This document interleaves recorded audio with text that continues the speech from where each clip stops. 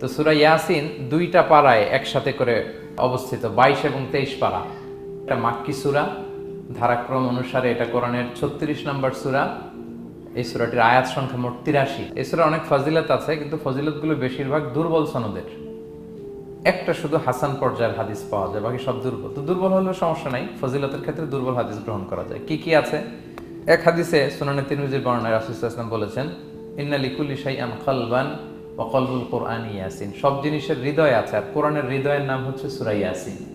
যে ব্যক্তি একবার সূরা ইয়াসিন পড়ে, সে 10 বার পুরো কোরআন পড়ার সওয়াব পেয়ে যাবে। এটা একটা ফাজিলত। আচ্ছা, আরেক ফাজিলতে আছে, রাসূল সাল্লাল্লাহু আলাইহি ওয়াসাল্লাম বলেছেন, ইকরাউ সূরাতা ইয়াসিন আলা মাউতাকুম। তোমাদের মুমূর্ষদের সামনে বসে সূরা ইয়াসিন পড়ো। মৃত্যু পথযাত্রী এখনই মারা যাবে, অসুস্থ হয়ে পড়ে আছে, তাদের যাতে কষ্ট কম হয়, লাঘব হয়, রাসূল সাল্লাল্লাহু আলাইহি ওয়াসাল্লাম বলেছেন সূরা ইয়াসিন তার সামনে বসে পড়ো। কেন? এটা আমি সামনে বলবো। এগুলো দাঈফ সনদের। হাসান পর্যায়ের একটা মাওকুফ হাদিস আছে, ইবনে আব্বাস রাদিয়াল্লাহু তাআলা আনহু বলতেন যে ব্যক্তি মান ক্বারা ইয়াসিন হিনা ইউসবিহু, সকালবেলা যদি কেউ সূরা ইয়াসিন পড়ে, তাহলে সারা দিনের সব কাজগুলো আল্লাহ তার জন্য সহজ করে দেয়। আবার রাতে যদি কেউ সূরা ইয়াসিন পড়ে, সারা রাতের সব কাজ তার জন্য আল্লাহ তাআলা সহজ করে দেয়। এবং ইবনু কাসির ওনার তাফসিরে মিন তাজরিবাতিহি, মানে তার এক্সপেরিয়েন্স থেকে, কোনো হাদিস দলিল না, ওনার অভিজ্ঞতা থেকে বলেছেন যে আমি যখনই কোনো বিপদে পড়েছি, সূরা ইয়াসিন তেলাওয়াত করার পর আল্লাহ তাআলা ওই কাজটা আমার জন্য সহজ করে দিয়েছেন। তো এখন সূরা ইয়াসিন বেশি বেশি তেলাওয়াত করবেন তো নাকি? ইনশাআল্লাহ। মাশাআল্লাহ, ঠিক আছে। মাক্কি সূরাগুলোর মূল প্রতিপাদ্য বিষয় হচ্ছে তাওহীদ, রিসালাত, আখিরাত। মাক্কি সূরাগুলো সাধারণত তাওহীদ, রিসালাত এবং আখিরাত নিয়ে কথা বলে। সূরা ইয়াসিনও তার ব্যতিক্রম নয়। এই সূরারও মূল কথা তাওহীদ, রিসালাত এবং আখিরাত। বিশেষ করে পুনরুত্থান, পুনরুজ্জীবন, the concept of resurrection, life after death. মৃত্যুর পরে যে আবার আমরা জাগবো ঘুম থেকে, আবার জীবন হবে, আবার বিচার হবে, এটা বিশ্বাস হয় আপনাদের? হ্যাঁ, মক্কার লোকদের বিশ্বাস হতো না। তারা অবাক হয়ে শুনতো রাসূল সাল্লাল্লাহু আলাইহি ওয়াসাল্লামের কাছ থেকে যে বলে কি, আমরা মরে যাব, পচে যাব, গলে যাব, জীর্ণ শীর্ণ হয়ে যাব, আমাদের হাড্ডি খুঁজে পাওয়া যাবে না, অস্তিত্ব পাওয়া যাবে না, আবার আমরা নাকি জীবিত হব, আবার নাকি উঠবো, আবার বিচার, আবার কি কি বলে মুহাম্মদ। তারা মিলাতেই পারতো না এটা। তো এই জন্য তাদের কাছে দ্য কনসেপ্ট অফ আখিরা, life after death, specially the concept of রেসারেকশনটাকে ক্লিয়ার করার জন্য আল্লাহ তাআলা এই সূরাটা নাযিল করেছেন। তাহলে এই সূরার সেন্ট্রাল থিম, মূল প্রতিপাদ্য বিষয় হচ্ছে পুনরুজ্জীবন বা পুনরুত্থান, মানে আবার যে আমরা পুনরায় উঠবো। বিশ্বাস হয় আপনাদের? হ্যাঁ, এটা কিন্তু মহাসত্য, বিশ্বাস রাখতে হবে আমাদের, যে না, মরে গেলে সাময়িক দেখা যায় পচে যায়, কিন্তু আবার আমরা উঠবো। এবং এজন্যই মুমূর্ষু ব্যক্তির সামনে সূরা ইয়াসিন পড়তে বলা হয়েছে। আপনি যখন সূরা ইয়াসিন পড়বেন, তার সামনে কাইন্ড অফ আপনি তাকে বোঝাতে যাচ্ছেন যে আপনি প্রকৃতপক্ষে মারা যাচ্ছেন না, এটা আপনার জীবনের পূর্ণ সমাপ্তি নয়, বরং এটা এই নশ্বর দুনিয়া থেকে আপনার অস্তিত্বের সাময়িক একটা বিদায়। কেউ যে মারা যাচ্ছে, আমার দাদা, আমার বাবা মারা যাচ্ছে, আমরা বিদায় দিচ্ছি, আজীবন হারাই ফেললাম নাকি তারে আমরা? কি সে কি আজীবনের জন্য মিসিং? সাময়িক একটা বিদায়, একটা শর্ট ব্রেক। ওনার অস্তিত্বের এই নশ্বর দুনিয়া থেকে ওনার অস্তিত্বের সাময়িক একটা বিদায়, কিন্তু পরবর্তী দুনিয়ায় তিনি কিন্তু আবার অনন্ত জীবন লাভ করবেন। তার মানে শারীরিক একটা মৃত্যু হচ্ছে, তার রুহের কোনো মৃত্যু নেই, হয় ইল্লিনে নয় সিজ্জিনে। ঠিক কিনা বলেন? আমাদের রুহগুলো কিন্তু মরে না, এটা আল্লাহর অর্ডারে ঢুকেছে, আল্লাহর অর্ডারে বের হয়, হয় ইল্লিনে নয় সিজ্জিনে। বিশ্বাসীদের রুহগুলো ইল্লিনে থাকে, আমাদের রুহগুলো যেন সেখানে থাকে, আমরা আল্লাহর কাছে কামনা করি, আমরা পড়ি আমিন। এজন্যই মৃত ব্যক্তিদেরকে আশাব্যঞ্জক করার জন্য এই সূরার মধ্যে যে কথাগুলো বোঝানো হচ্ছে, যে আবার আপনি উঠবেন, আবার জীবিত হবেন, আবার আমরা মিলিত হব, বিচারের মুখোমুখি হব, আবার আমরা জান্নাতে একত্রিত হব, আমাদের গেট টুগেদার হবে, আমাদের রিট্রিট হবে। মানে মৃত্যুর মধ্যে আমরা আনন্দ খুঁজে বেড়াই নাকি? হ্যাঁ, মৃত্যু নিয়ে অনেকের কথা ভয়, কিন্তু আমরা তো মৃত্যুই একমাত্র ওয়ে যার মধ্য দিয়ে আমরা আমাদের রবের সাথে সাক্ষাতের গেট ওয়ে। এটা আল্লাহর সাথে সাক্ষাতের প্রথম ধাপ হচ্ছে আপনাকে দুনিয়া ছাড়তে হবে, এছাড়া কি আল্লাহর সাক্ষাৎ পাওয়া যাবে? যাবে না। এজন্য মৃত ব্যক্তির সামনে আল্লাহর হাবিব সাল্লাল্লাহু আলাইহি ওয়াসাল্লাম রাহমাতুল লিল আলামিন মুহাম্মদ রাসূলুল্লাহ সাল্লাল্লাহু আলাইহি ওয়াসাল্লাম তিনি সূরা ইয়াসিন তেলাওয়াত করতে বলেছেন। তাহলে সেন্ট্রাল থিম ক্লিয়ার সবার কাছে না? এবার আসেন কিছু প্রাইম লেসন, কোর লেসন সূরা ইয়াসিন থেকে। আমি সম্ভবত গত বছর আমার ভেরিফাইড ফেসবুক পেজ থেকে আমি 4টা লাইভ সিরিজ করেছি, 4 ঘন্টার সূরা ইয়াসিনের উপর। আপনারা শুনবেন এগুলো, খুবই ওয়েল ডকুমেন্টেড ম্যানারে, একাডেমিক ওয়েতে আলোচনা করেছি। যাদের সময় আছে শুনবেন এই লাইভগুলো। তো আমি এখন শুধু সার নির্দেশটা প্রাইম লেসন বা কোর লেসনগুলো নিয়ে আসি। 1 নম্বর লেসন হচ্ছে আল্লাহ তাআলা বলেছেন যে কোরআনের আয়াতগুলো একটার সাথে আরেকটা well connected, completely well net, এটা ওয়েল প্রোটেক্টেড। ওয়ান ডাজন্ট বলে differ the other or contradict the other. কোনো আয়াত আরেক আয়াতের বিপরীতে যায় না, একটা আরেকটার সম্পূরক, পরিপূরক, ওয়েল নেট, ওয়েল কানেক্টেড। এটাই প্রমাণ করে যে এটা কার কাছ থেকে নাজিল হয়েছে? আল্লাহ সুবহানাহু ওয়া তাআলার কাছ থেকে নাজিল হয়েছে। আল্লাহ তাআলা এটাই বলেছেন, ইয়াসিন, তারপরে ওয়াল কুরআনিল হাকিম। হাকিম বিমানা মুহকাম, মানে কোরআনের আয়াতগুলো পোক্ত। এটা হচ্ছে completely well net, perfectly connected, একটা আরেকটার সাথে কানেক্টেড। এক আয়াত ইফাসসিরু বা'দুহু বা'দান, এক আয়াত আরেক আয়াতকে ব্যাখ্যা করে। অনেক কথা কোরআনের এক জায়গায় সংক্ষেপে বলা হয়েছে, আরেক জায়গায় বিস্তারিত, এক জায়গায় ছোট করে আরেক জায়গায় বড় করে। কোন আয়াত আরেক আয়াতের সাথে কন্ট্রাডিক্ট করে না। আল্লাহ তাআলা বলছেন, আফালা ইয়াতাদাব্বারুনাল কুরআন ওয়ালাউ কানা মিন ইনদি গায়রিল্লাহি লাওয়াজাদু ফীহি ইখতিলাফান কাসীরা। তারা কি কোরআন নিয়ে গবেষণা করবে না? এই কোরআন যদি আল্লাহ ছাড়া অন্য কারো কাছ থেকে নাজিল হতো, তাহলে তারা কোরআনের মধ্যে অনেক বিরোধ দেখতে পেত, পরস্পর বিরোধ, অনেক বিরোধ দেখতে পেত। কিন্তু কোরআনের ভেতরে এই পুরো 30 পারায় কোথাও কি এক আয়াতের সাথে আরেক আয়াতের কন্ট্রাডিকশন আছে? কোনো বিরোধ আছে বলেন? না, এটা ওয়েল নেট, ওয়েল কানেক্টেড। অন্য আয়াতে আল্লাহ বলছেন, লা ইয়াতিহিল বাতিলু মিন বাইনি ইয়াদাইহি ওয়ালা মিন খালফি। সামনে থেকে পেছন থেকে কোরআনে কোনো বাতিল অনুপ্রবেশ করতে পারে না, কারণ তানজিলু মিন হাকিমিন হামিদ, এটা প্রজ্ঞাময়, প্রশংসিত আল্লাহর পক্ষ থেকে এটা প্রোটেক্টেড একটা কিতাব নাজিল হয়েছে। ফলে এটা কিয়ামত পর্যন্ত প্রোটেক্টেড থাকবে। এক আয়াত আরেক আয়াতের ব্যাখ্যা করে দেয়, এটা হচ্ছে একটা ব্যাখ্যা। আবার আল কোরআনিল হাকিম মানে হচ্ছে বিজ্ঞানময় কোরআন। কোরআনের মধ্যে অনেক বিজ্ঞানের কথাও আছে। শুধু বিজ্ঞান নিয়ে কি আছে, প্রায় 1.5 ঘন্টার লেকচার আছে আমার। Scientific indications of the holy Quran, cosmic symbols, natural phenomena, cosmology, embryology, morphology, blah blah blah, অনেক কিছু।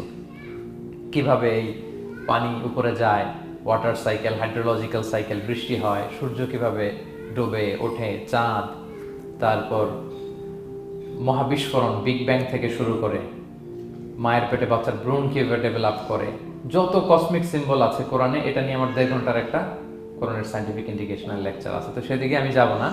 তো আল কোরআনুল হাকিমের 2টা ব্যাখ্যা হয়। এক হচ্ছে মুহকাম, মানে কোরআনের আয়াতগুলো প্রোটেক্টেড, কানেক্টেড। আরেকটা হচ্ছে কোরআনের আয়াতগুলো বিজ্ঞানসম্মত, বিজ্ঞানের সাথেও কন্ট্রাডিকশন করে না। কিছু যদি অমিল থাকে, বিজ্ঞানের অপেক্ষা করা উচিত। বিজ্ঞান সামনে আরো শিখবে, আরো জানবে, আরো ডেভেলপ হবে, তখন বারবার বিজ্ঞানের মাথা কোরআনের দিকে নিচু হয়ে আসবে। ঠিক কিনা বলেন? যত দিন যায় সহজ হয় কোরআন বোঝা আমাদের জন্য। বিজ্ঞানের আবিষ্কারের কারণে কোরআন বোঝা সহজ হয় এবং মিলে যাচ্ছে সবকিছু। তাহলে এটা হচ্ছে 1 নম্বর লেসন সূরা ইয়াসিন থেকে, যে কোরআনের সব ভার্সেস গুলা আর পারফেক্টলি কানেক্টেড, ইন্টারকানেক্টেড। 1 নম্বর। 2 নম্বর হচ্ছে সূরা ইয়াসিনের 10 নম্বর আয়াতে আল্লাহ তাআলা বলেছেন, ওয়াসাওয়াউন আলাইহিম আনযারতাহুম আম লাম তুনজিরহুম লা ইউমিনুন। হে নবী, আপনি তাদেরকে ওয়ার্নিং দেন আর না দেন, সমান সমান, কাজ হবে না। এর কারণ হচ্ছে, জেনে বুঝে যদি কেউ সত্যকে প্রত্যাখ্যান করে, তার অন্তরে আল্লাহ মোহর মেরে দেন। জেনে বুঝে সত্যকে প্রত্যাখ্যান করলে, আমি বুঝি নাই, আমি শুনি নাই, আমি জানি নাই, এটা আল্লাহ মাফ করবে। আমি কনভিন্স হই না, এই জন্য মানতেছি না, কিন্তু আমি জানি এটা সত্য, এরপরেও যদি সত্যটা গ্রহণ না করি, তাহলে কার মুক্তি আছে বলেন তো? না, তাহলে মুক্তি নেই। এজন্য যারা সত্যান্বেষী তাদেরকে আল্লাহ পছন্দ করেন। ভুল করে না এরকম কোনো মানুষ নাই পৃথিবীতে। সবাই আমরা ভুল করি, সবার ভুল হয়, এটাতে কোনো অসুবিধা নেই। কিন্তু জেনে আমি সত্যকে মানবো না, এটা আল্লাহ কখনো মেনে নেয় না। অন্য আয়াতে সূরা বাকারা আল্লাহ বলছেন, খতামাল্লাহু আলা কুলুবিহিম ওয়া আলা সামঈহিম ওয়া আলা আবসারিহিম গিশাওয়া ওয়া লাহুম আযাবুন আযীম। যারা জেনে বুঝে সত্যকে মানে না, নেগলেক্ট করে, তাদের অন্তরে আল্লাহ সিল গালা মেরে দিয়েছেন, কর্ণকুহরে ছিপি ঢুকিয়ে দিয়েছেন, চোখের সামনে পর্দা, কিছু দেখে না। কারণ ওরা সত্যটা মানতে চায়, নিয়তি করে ফেলছে যে আমি মানবো না। কেউ যদি নিয়ত করে ফেলে যে আমি বুঝবো না, যত বুঝাক তারা বুঝানো যাবে। আমরা বাংলা একটা কথা বলি না, যে ঘুমিয়ে থাকলে তাকে জাগানো সহজ, কিন্তু ঘুমের ভান ধরলে, ভান ধরে আছে, ওরা তো ধাক্কা মারতেছি, টানতেছি, ওকে উঠবে ঘুম থেকে না। এটার উদাহরণ দেখেন আবু জাহেল আর ওমরে ফারুক রাদিয়াল্লাহু তাআলা আনহু। দুইজনই ইসলামের শত্রু ছিল, ইসলাম বিরোধী ছিল, কিন্তু ওমরে ফারুক রাদিয়াল্লাহু তাআলা আনহু ছিলেন সত্যান্বেষী, সত্য শুনলেই মানতেন। কিন্তু আবু জাহেল ছিল তার বিপরীত, সে ছিল গোড়া, অহংকারী, ইগোইস্টিক সমস্যা ছিল তার। সে জানতো যে আল্লাহর হাবিব সাল্লাল্লাহু আলাইহি ওয়াসাল্লাম আল্লাহর পক্ষ থেকে নাজিল হওয়া আসা একজন রাসূল, কোরআন আল্লাহর পক্ষ থেকে নাজিল হওয়া একটা কিতাব। জানার পরেও সে মানে নাই, ফলে তার নসিবে হেদায়েত জোটে নাই। কিন্তু ওমর ফারুক রাদিয়াল্লাহু তাআলা আনহু কিছুদিন পরেই উনি শাহাদা পড়ে ফেলছেন এবং রাসূল সাল্লাল্লাহু আলাইহি ওয়াসাল্লাম দোয়া করেছিলেন যে আল্লাহ আল্লাহুম্মা আইজ্জাল ইসলাম বি আহাব্বি হাদাইনি রাজুলাইনি ইনদাক, আল্লাহ দুজন লোকের যাকে তোমার ভাল লাগে তাদের একজনকে ইসলামের ছায়া তলে এনে তুমি ইসলামটাকে শক্তিশালী করো। একজন হচ্ছে আবু জাহাল, আরেকজন হচ্ছে ওমর। আল্লাহ তাআলা কার জন্য দোয়াটা কবুল করেছেন বলেন তো? ওমর ফারুকের জন্য। কারণ ওনার হৃদয়টা সাদা ছিল, সাদা মনের মানুষ, কলবে সালিম। সত্য যেখানে ওইটাই উনি গ্রহণ করতেন, সত্যের সামনে দুর্বল ছিলেন। আর আবু জাহেল জেনে বুঝে সত্যকে প্রত্যাখ্যান করেছে। সো 2 নাম্বার শিক্ষাটা আমরা যেটা পেলাম যে জেনে বুঝে সত্য প্রত্যাখ্যান করলে আল্লাহ তার জন্য হেদায়েত বরাদ্দ রাখেন না। এজন্য আমরা আমাদের বাকি জীবনটুকু আমরা এই মেন্টালিটি মাইন্ডসেট যেন আমাদের থাকে যে সত্য দেখলেই আমরা মানবো, যেখানেই সত্য ওইটাই আমি গ্রহণ করবো। কি বলেন? এটা যদি আমার বিরুদ্ধে যায়, আমার দলের বিরুদ্ধে গেলে, বাবার বিরুদ্ধে গেলে মানতেই হবে আমাকে। সত্য যেখানে আছে ওখানেই আমাদেরকে ছুটে যেতে হবে। দুটো চলে গেল। 3 নাম্বার হচ্ছে আমরা পৃথিবীতে যা করি আমরা অনেক সময় মনে করি যে দরজা বন্ধ করে দিলে, সুইচটা অফ করে দিলে আর বুঝি কেউ দেখে না। তা আসলে আমরা আসমানি বিশেষ নজরদারির ভেতরে আছি, এটা আমরা ভুলে যাই যে সবার চোখ ফাঁকি দেয়া গেল, একজনের চোখ ফাঁকি দেয়া যায় না। তিনি কে বলেন তো? লা তুদরিকুল আবসার ওয়া হুয়া ইউদরিকুল আবসার ওয়া হুয়াল লাতীফুল খাবীর। কেউ তারে দেখে না কিন্তু তিনি সবাইকে দেখে। কোন চোখ তাকে দেখে না কিন্তু তিনি সব চোখগুলোকে দেখে। তাহলে 3 নম্বর লেসন হচ্ছে everything is recorded in well documented man. আমরা যা বলি, যা করি, যা লিখি সবকিছু রেকর্ড করা হচ্ছে। কিন্তু সেদিন আপনি দেখবেন, ভালো করলেও দেখবেন, খারাপ করলেও আপনি দেখবেন। তার মানে সবকিছু লিপিবদ্ধ হচ্ছে, সংরক্ষিত হচ্ছে। এটা আল্লাহ কোথায় বলেছেন? সূরা ইয়াসিনের 12 নম্বর আয়াত। আল্লাহ বলেন নাকতুবু মা কদ্দামু ওয়া আসারহুম, তারা যা আমল করেছে আমি লিখে রাখি। ওয়া আসারহুম, এবং যা তারা দুনিয়ার জন্য রেখে গিয়েছে তাও লিখে রাখি। মানে এনি অ্যাকশন দে লেফট বিহাইন্ড, এনি ইফেক্ট দে লেফট বিহাইন্ড। এটা সাদাকায়ে জারিয়া বা গুনায়ে জারিয়া। সাদাকায়ে জারিয়া হচ্ছে আপনি একটা ভালো কাজ করছেন, ধরেন যে দ্বীনি জ্ঞান শিক্ষা দিচ্ছেন। আমি সূরা ফাতিহা শিক্ষা দিলাম আপনাদেরকে, তো আপনারা এটা দিয়ে আজীবন নামাজ পড়তেছেন, আপনার সওয়াব তো আপনি পাবেনই, কিন্তু ওই যে আমি শিক্ষা দিলাম একটা পার্সেন্টেজ সওয়াব আজীবন আমার আমল নামে আসবে। শুধু তাই না, আপনি যে আবার আরেকজনকে সূরা ফাতিহা শিক্ষা দিবেন, সে তার পরবর্তী নেক্সট জেনারেশনকে সূরা ফাতিহা, এইভাবে কিয়ামত পর্যন্ত এই চেইন ধরে সূরা ফাতিহা যত লোক শিখবে তারা তাদের সওয়াব ঠিকই পাবে, কিন্তু তার একটা পার্সেন্টেজ সওয়াব আল্লাহ তাআলা আমার আমল নামায় দিয়ে দিবে। এটাকে বলে আসার। ওয়া নাকতুবু মা কদ্দামু, নিজে যে আমল করলাম আল্লাহ বলে এটাও লিখে রাখছি। ওয়া আসারহুম, any effect you left behind in this দুনিয়া, যেটা আপনি রেখে গেছেন এটাও আল্লাহ লিখে রাখবে। এবং অকুল্লা শাইইন আহসাইনাহু ফি ইমামিন মুবিন, আল্লাহ বলেন সবকিছু একটা নথির ভেতরে নথিবদ্ধ করে। নথি চিনেন তো না? ডায়েরি, তারপর আমাদের বাংলাদেশে তো যে আগে হাল খাতা করতো না, টালি খাতা বিশাল বড় বড়, এখন আছে কিনা, বিশেষ করে মুদির দোকানে দেখা যায় বড় মোটা মোটা ধপাস করে সে টেবিলের উপর ফেলে, তারপর আপনার নাম দেখে বের করে আপনার কত বাকি, কত দিতে হবে। এই যে টালি খাতা, এই নথি করে রাখছে আল্লাহ তাআলা আমাদের সবকিছু যা করলাম, যেটার ইফেক্ট দুনিয়াতে আমি রেখে গেলাম। এবং অন্য আয়াতে আল্লাহ তাআলা বলছেন মা ইয়ালফিযু মিন কাওলিন ইল্লা লাদাইহি রাকীবুন আতীদ, আমি মুখ দিয়ে যা উচ্চারণ করি সব আল্লাহ তাআলা একজন পর্যবেক্ষক ফেরেশতার মাধ্যমে তুলে রাখেন, সব আপনি দেখতে পাবেন। শুধু তাই না, এখানে একটা স্পেশাল লকেট রেখেছেন আল্লাহ। আল্লাহ বলেন ওয়াকুল্লা ইনসানিন আলজামনাহু তায়রাহু ফি উনুকিহি ওয়া নুখরিজু লাহু ইয়াওমাল কিয়ামাতি কিতাবান ইয়ালকাহু মানশুরা। প্রত্যেকের গ্রীবা লগ্নে আমি একটা স্পেশাল সিম কার্ডের মতো রেখেছি, যা বলো এখানে রেকর্ড হয়ে আছে, কিয়ামতের দিন আমি সব বের করে দিব। তাহলে পালানোর জায়গা আছে? That means we are under surveillance, 24/7 আল্লাহ তাআলা মনিটর করছেন। এবং এই বিশেষ আসমানি নজরদারি থেকে আমরা কেউই মুক্ত না। তাইলে লাইট বন্ধ করে দিলেন, দরজা আটকায় দিলেন, কেউ দেখে না, না? কেউ যেটা দেখে না সেটা দেখেন কে? আচ্ছা, 3টা জেনে গেলেন। 4 নম্বরে হচ্ছে পৃথিবীতে সব নবীরা এক মিশন এবং ভিশন নিয়ে এসেছে। সব নবীরা লা ইলাহার দাওয়াত দিয়েছে, তাই না? এক আল্লাহর দাওয়াত দিয়েছে। আচ্ছা, কখনো কি এমন হয়েছে কোন নবী এসে বলছে যে আল্লাহ একজন, আবার আরেক নবী এসে বলছে না আল্লাহ 2-3 জন হইতে পারে? হ্যাঁ, বলছে? কোন নবী এসে বলেছে মৃত্যুর পর এক জীবন আছে, হিসেব দিতে হবে, পাই টু পাই হিসেব হবে? আরেকজন বলছে না, এরকম নাও থাকতে পারে। এরকম এক নবী এক কথা, আরেক নবী আরেক কথা হয়েছে? এগুলো নবীদের মধ্যে হয়, কবিদের মধ্যে হয়। এক কবি এক কথা বলে, আরেক কবি, এক দার্শনিক এক কথা বলে, আরেক দার্শনিক আরেক কথা, এক রাজনীতিবিদ এক কথা, আরেক রাজনীতিবিদ আরেক, এদের মধ্যে থাকাথাকি হয়। কিন্তু নবীদের মধ্যে কথার মধ্যে এগুলো আছে? কারণ তারা মন গড়া কথা বলে না। ওমা ইয়ানতিকু আনিল হাওয়া ইন হুয়া ইল্লা ওয়াহয়ু ইউহা। তাদের কথা আসে একটা হেডকোয়ার্টার থেকে। হেডকোয়ার্টারটা কার? আসমানি রেভেলেশনের বেসিসে ওনারা কথা বলেন। মন গড়া কোনো নবী কোনো কথা বলেন না। তাহলে 4 নম্বর শিক্ষা হচ্ছে সব নবীর মিশন ভিশন এক। এজন্য তাদের মধ্যে একটা কোঅপারেশন ছিল। সূরা ইয়াসিনে চমৎকার একটা ঘটনা আছে। একটা জনপদের নাম উল্লেখ করা হয়নি, কিন্তু কোন কোন মুফাসসির বলেছেন এটা তুরস্কের আন্তাকিয়া জনপদে আল্লাহ একটা কাজে, দাওয়াতি কাজে 2 জন নবীকে পাঠালেন। কয়জন? 2 জন। কাজ একটা, কিন্তু কয়জন? 2 জন। এরকম সাধারণত অন্য নবীদের ক্ষেত্রে হয় না, কোরআনে পাওয়া যায় না যে এক কাজে এক জায়গায় 2 নবী, এরকম হয় না। এক্সেপ্ট মুসা আলাইহিস সালাম, ওনার কথা বলার জড়তা ছিল, তো উনি আল্লাহকে বলেছেন, আল্লাহ আমাকে যেই তাওরাত দিয়ে পাঠালেন আমি তো কথা ক্লিয়ারলি বলতে পারি না, জড়তা, মামলিং হয় আমার মুখে। আমার ভাই আখি হারুন আফসাহু মিন্নি লিসান, ও আবার খুব ফ্লুয়েন্ট ছিল। আমি নেতৃত্ব দিব, কিন্তু হারুন ভোকাল দিবে, আপনি তাকে নবী বানায় দেন। মুসা আলাইহিস সালামের দোয়ার বদলতে আল্লাহ হারুন আলাইহিস সালামকে নবী বানায় দিয়েছিলেন। 2 ভাই মিলে ফেরাউনের কাছে দাওয়াতি কাজ করেছে। কিন্তু এছাড়া আর এরকম দেখা যায় না যে এক এলাকায় এক কাজে 2 জন নবী, না। এইখানে দেখা গিয়েছে আন্তাকিয়া জনপদে আল্লাহ এক মিশনে কয়জন নবী পাঠিয়েছেন? 2 জন। আচ্ছা, কিছুদিন পরে আরো একজন, তাহলে হইলো কয়জন? 3 জন। এক কাজে এক জনপদে এক এলাকায় মোট 3 জন নবী, কিন্তু এদের মধ্যে কোনো মারামারি নেই। আমাদের দায়ীদের অবস্থা দেখেন তো বাংলাদেশে, মাশাআল্লাহ।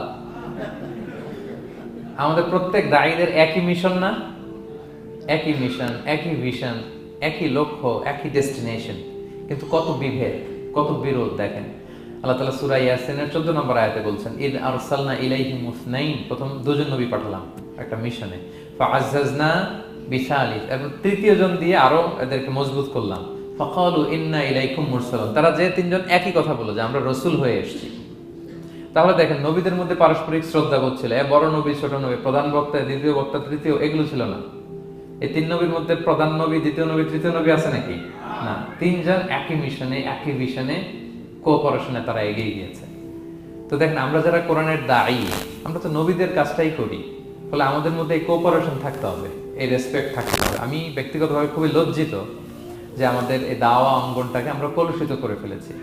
আমরা অন্য আলেমকে, অন্য দায়ীকে তুচ্ছ করা, তাচ্ছিল্য করা, ছোট করা, হেয় করা, তাকে বাতিল করা, নাকচ করা, এরকম আমরা করে থাকি। আমি একাই ইসলামের মুখপাত্র, আমি যা বলবো এটাই, এটা ঠিকাদারি আমার কাছে, এরকম একটা মেন্টালিটি আছে না? এটা নবীদের মাইন্ডসেট এরকম ছিল না।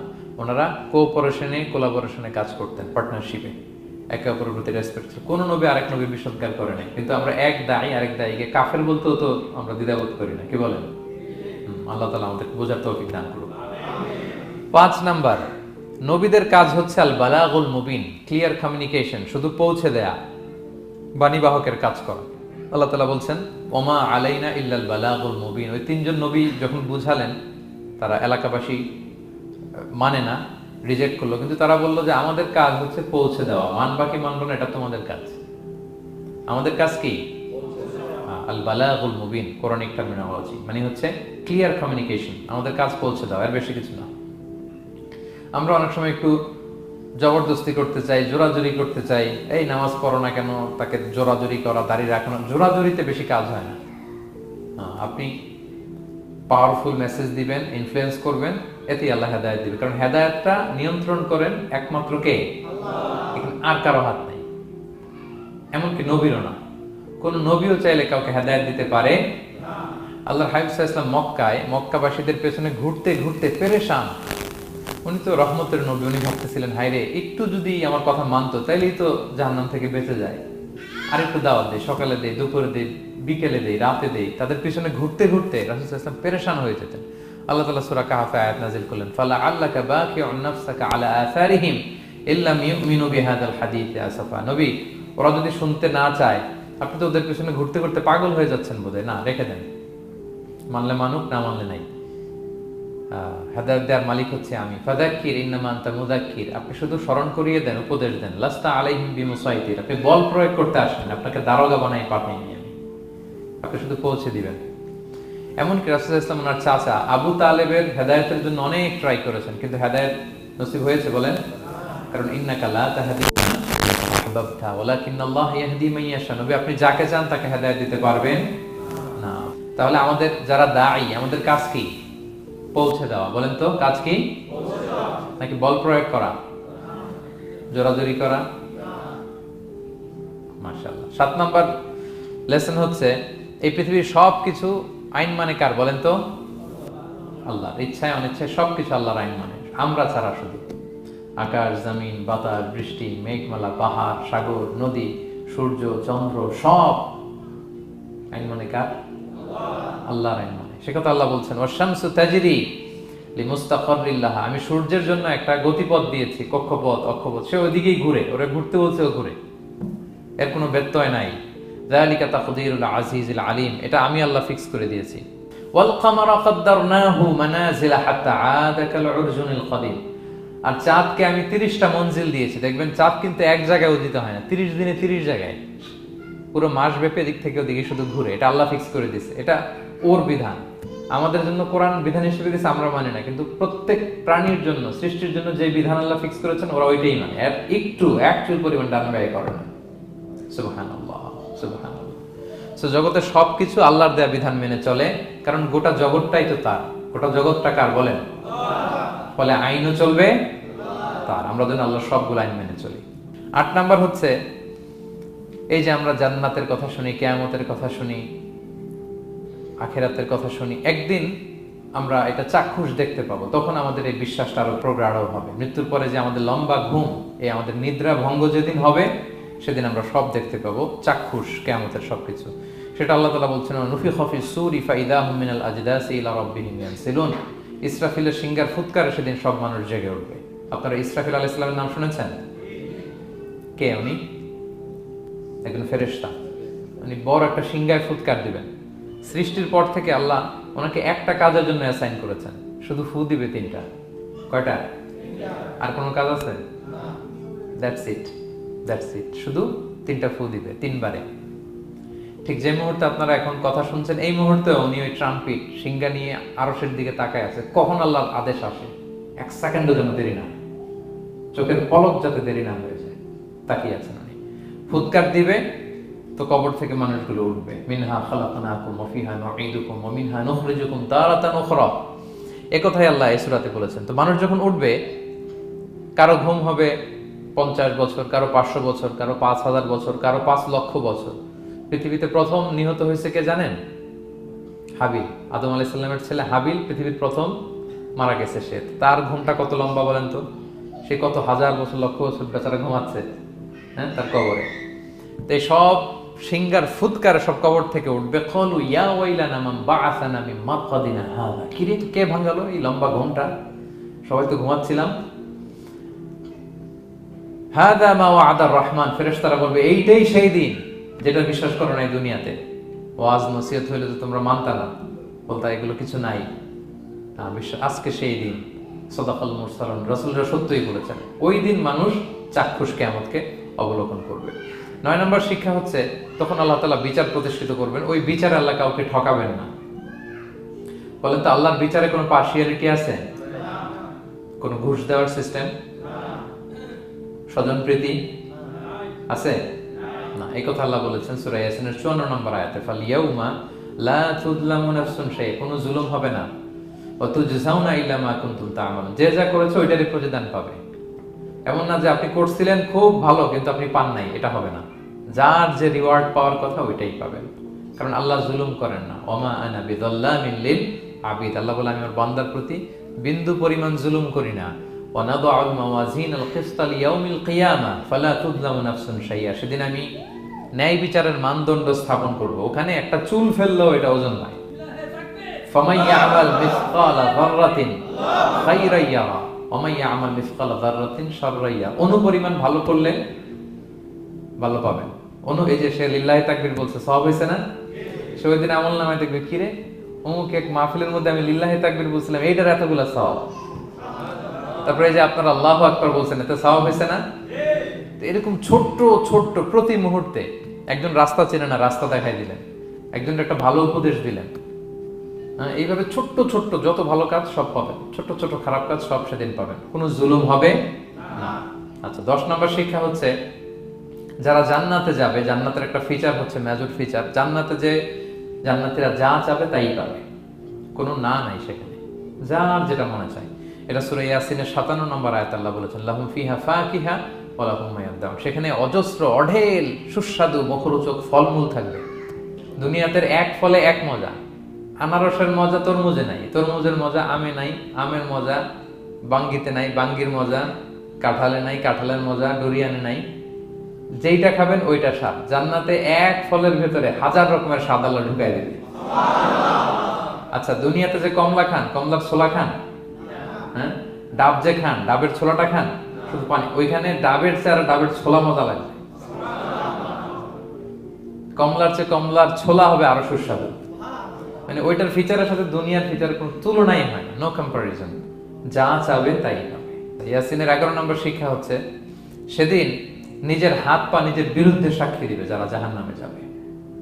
কারণ জাহান্নামীরা বলবে না আল্লাহ করি নাই, তোমার ফেরেশতারা ভুলে লিখছে, আল্লাহ আরেকজনের আমলনামা আমার দিয়ে দিছে, এই অনেক ধরনের অজুহাত। তখন আল্লাহ তাআলা তার মুখটাকে সিলগালা করে দিবেন। ফালইয়াউমা নাখতিমু আলা আফওয়াহিহিম ওয়া তুকাল্লিমুনা আইদিহিম ওয়া তাশহাদু আরজুলুহুম বিমা কানু ইয়াকসিবুন। আল্লাহ বলে তোমার মুখ আমি সিলগালা করে দিলাম, হাত কথা বলবে, তখন পা সাক্ষী দিবে কোথায় যে পাপটা করছেন। আপনি অবাক হন, কি রে, এই হাতে তো কত আংটি পরলাম, এরপর কত লোশন মাখলাম, হ্যাঁ, কত সুন্দর বডি ওয়াশ দিয়ে হাতটাকে ক্লিন রাখলাম, তারপর হাতের মধ্যে গ্লাভস পরলাম, হাত পা কত যত্ন আমি নিলাম। এই হাত পা আমার বিরুদ্ধে কথা বলে, রাগে মানুষ বলবে ওয়াকালু লিজুলুদিহিম লিমা শাহিদতুম আলাইনা, কি রে আমার বিরুদ্ধে কথা বলিস কেন? তখন হাত পা বলবে ক্বালু আনতাকানাল্লাহ আল্লাযী আনতাকা কুল্লা শাই। ওই আল্লাহ আজকে আমাকে কথা বলার সুযোগ দিয়েছে, যে আল্লাহ চাইলে যে কাউকে, যে কোনো সৃষ্টিকে কথা বলার সুযোগ দিয়ে থাকে। পাথরকে আল্লাহ জবান দিতে পারে, দিয়েছেন। রাসূল সাল্লাল্লাহু আলাইহি ওয়াসাল্লাম মক্কার শিয়াবের মধ্য দিয়ে যখন হাঁটতেন, অনেক পাথর রাসূল সাল্লাল্লাহু আলাইহি ওয়াসাল্লামকে সালাম দিয়ে বলেছেন, আসসালামু আলাইকা ইয়া নবী আল্লাহ, হে আল্লাহর নবী আপনাকে সালাম।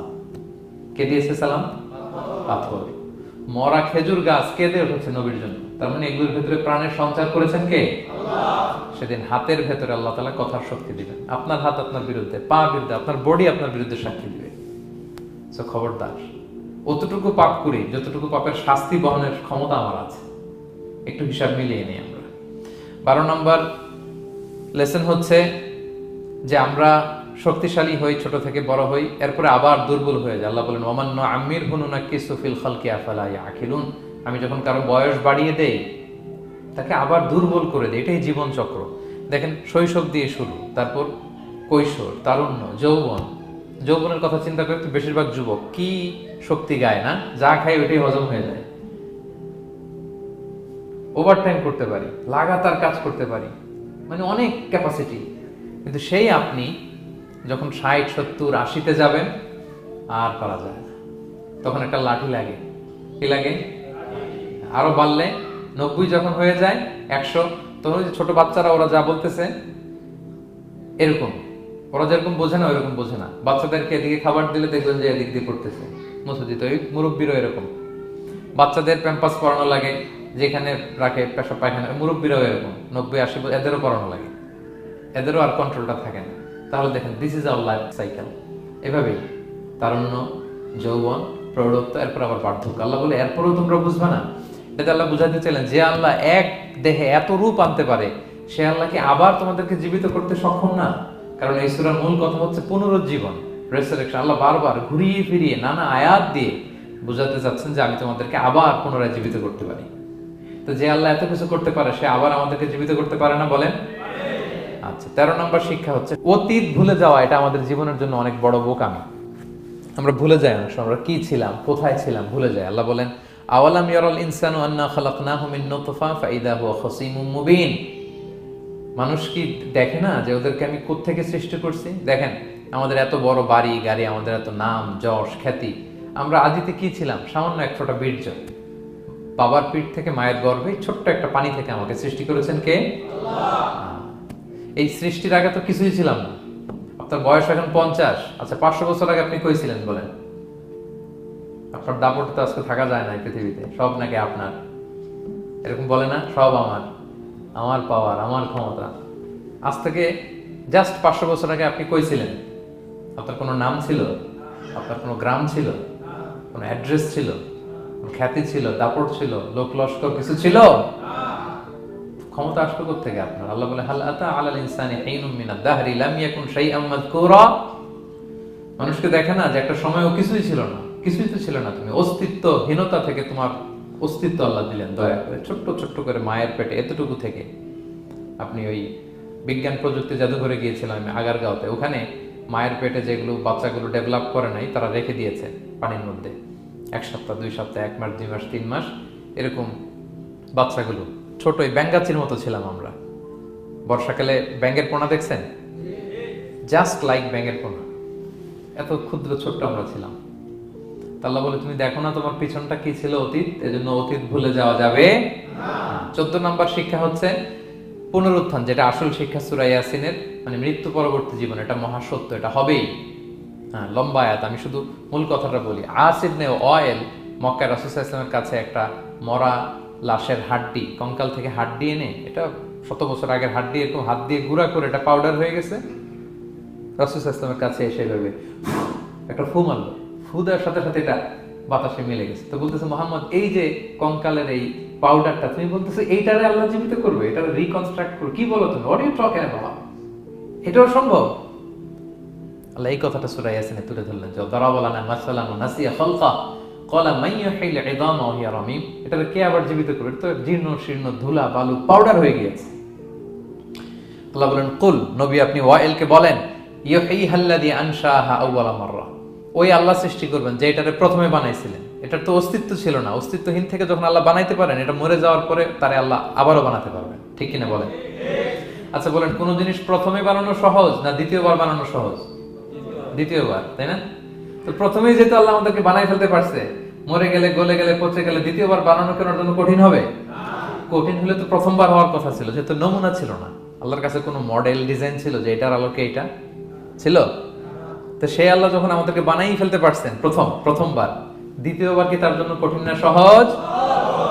তখন বিষ্ণু ইসলাম বললেন যে এই পাউডার, তুমি যে কঙ্কালের হাড্ডি ফু দিয়ে বললা, এটাকে আল্লাহ জীবিত করবেন, অনুরূপভাবে তোমাকেও জীবিত করবেন এবং তোমাকে জাহান্নামে নিক্ষেপ করবেন। আল্লাহ জাহান্নাম থেকে আমাদেরকে হেফাজত করুন। সহিহ মুসলিমের হাদিসে আল্লাহর হাবিব সাল্লাল্লাহু আলাইহি ওয়াসাল্লাম বলেন, ইন্না ফিল ইনসানি আযমান, মানুষের দেহে একটা হাড্ডি কণিকা আছে, লা তাকুলহুল আরদু আবাদা, এই হাড্ডি কণিকা জমিন কখনো খেতে পারে না। মানে আমাদেরকে কবর দিয়ে দিলে তো মাটি পুরো লাশটা খেয়ে ফেলে, 50-100 বছর পরে আর কিছুই থাকে না আসলে, আমাদের হাড় গোড়ও থাকে না, ওইটাও পাউডার হয়ে যায়, পোকামাকড় খেয়ে ভ্যানিশ। কিন্তু একটা জিনিস ছাড়া, আমাদের এই যে শির দ্বারা ব্যাকবোন, আমাদের স্পাইনাল কর্ডের একেবারে নিচে ট্রায়াঙ্গেল ছোট্ট একটা হাড্ডি কণিকা আছে, ত্রিভুজ আকৃতির। এটাকে ডাক্তারি ভাষায় বলে কক্সিক্স, টেইল বোন, পুচ্ছাস্তি বলে। এই ছোট্ট কণা, এইটা নষ্ট হয় না। আল্লাহ বলে এইটাকে বেইস ধরে আমি কিয়ামতের দিন তোমাদের সবাইকে আবার জীবিত করব।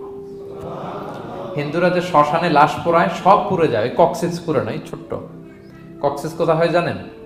গরুর লেজটা যেখান থেকে শুরু হয় ওই জায়গায়, মানে আমাদের শিরদাঁড়ার একেবারে নিচের দিকে ছোট্ট একটা ট্রায়াঙ্গেল হাড্ডি কণিকা আছে, খুবই ছোট ট্রায়াঙ্গেল বোন পার্টিকেল। এটা থেকে আল্লাহ সৃষ্টি করে। এটা বিমানের ব্ল্যাক বক্সের মতো, বিমান জ্বলে পুড়ে যায়, সাগরের নিচে গেলেও ব্ল্যাক বক্স কিছু হয় না। জানেন যে MH কত 370, ওই যে ডুবলো, যে ভারত মহাসাগরের নিচ থেকে 3 দিন সিগন্যাল দিচ্ছিল ব্ল্যাক বক্স, এরপর এটার ব্যাটারিও নাই, আর দিতেও পারে নাই, দেখেন সব ধ্বংস হয়ে যায়। ব্ল্যাক বক্স থেকে বিমানের সর্বশেষ কি হয়েছিল ইনফরমেশন গুলো পাওয়া যায়, ওইটা নষ্ট হয় না সাধারণত বিমানের। এই আল্লাহ তাআলা এই ব্ল্যাক বক্স দিয়ে দিয়েছেন আমাদের পেছনে, আজ বুঝলেন না? এখান থেকে আল্লাহ তাআলা সেদিন আমাদেরকে রিকনস্ট্রাক্ট করবেন। তাহলে পুনরুত্থান, আবার যে আমরা জীবিত হবে, এটা বিশ্বাস হয় আপনাদের? হয়। এটা করতে আল্লাহ কিছুই লাগে না, শুধু কুন বললেই হয়ে যায়। কি বললে? এই কুন কথা দিয়ে আল্লাহ তাআলা শেষ করেছেন সূরা ইয়াসিন। আল্লাহ বলেন যে আল্লাহর যে অসীম ক্ষমতা, এটা শুধু কুন বললেই হয়। ইন্নামা আমরুহু ইযা আরাদা শাইআন আইয়াকুলা লাহু কুন ফায়াকুন, কুন হও ফায়াকুন হয়ে যায়। বি ইট ওয়ান্স, হও বলতে হয়ে যায়। তাই বলে কি আল্লাহ হও বলাটাও জরুরি না, তিনি হও বলারও মুখাপেক্ষী না। দুনিয়াতে আমাদের বোঝানোর জন্য তিনি বলছেন যে আমি কোন বললেই হয়ে যায়, আমার কোনও বলা লাগে না, চিন্তা করা মাত্রই হয়ে যায়। ফাআলুল লিমা ইউরিদ, তিনি যা ইচ্ছা তাই করতে পারেন। সো সেই আল্লাহকে যেন আমরা ডাকি, তার কাছে যেন আমরা ফরিয়াদ করি, আমাদের মনের আকুতি, চাহিদা, প্রার্থনা তার কাছে যেন আমরা নিবেদন করে পেশ করি। আল্লাহ তাআলা আমাদের সবাইকে কথাগুলো বোঝার ও আমল করার তৌফিক দান করুন। হাযা মা ইনদি ওয়াল ইলমু ইনদাল্লাহি আলাইহি তাওয়াক্কালতু ওয়া ইলাইহি উনীব। আসসালামু আলাইকুম ওয়া রাহমাতুল্লাহি ওয়া বারাকাতুহু।